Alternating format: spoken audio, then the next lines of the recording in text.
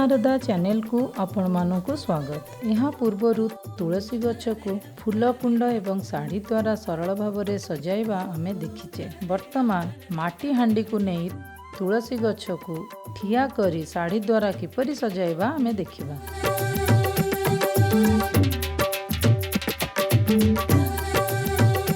तले रखिबा माटी हांडीटी बड़ हेबा आवश्यक। आउ एक हांडी रखिबा पूर्वर डबल साइड टेप लगाई देबा।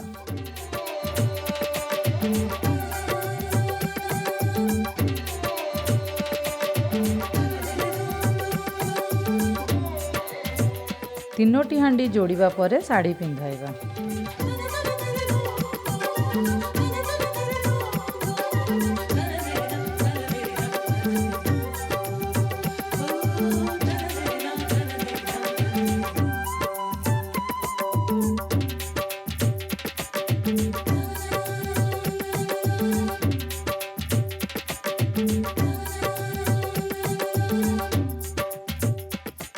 कपड़ा सुखा जीवा लगी व्यवहार होतिबा तार को 1.5 फीट रे दुईटी काटी देबा। दुईटी तार को एकाठी जोड़ी हांडीर बेक पाखरे रखी बंका करिबा।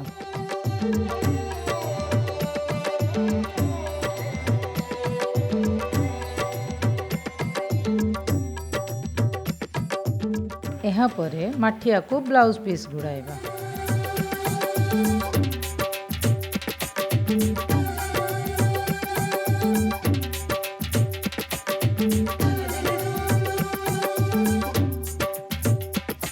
साड़ीर पणत को पछ भागरू गुड़ाई आग को आनिबा।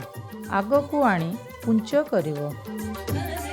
पुंच करी एठी एक क्लिप लगाइबो। एही परी कुंच को जोड़ी करी एही जगह रे एक क्लिप लगाइबो। एही परी साड़ी को गुड़ाइबा। एहा परे एहा को आग को आनी क्लिप काढ़ी भितरे पुराई पिन लगाइबा।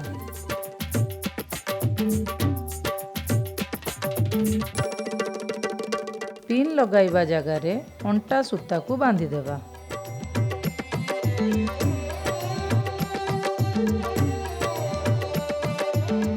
बेणी को जेतिकी लंबा आवश्यक सेतिकी रखी एक्स्ट्रा भाग को पछपटे साड़ी रे लगाई पिन लगाई देबो। बेणी को फूल लगाई सजाइबा।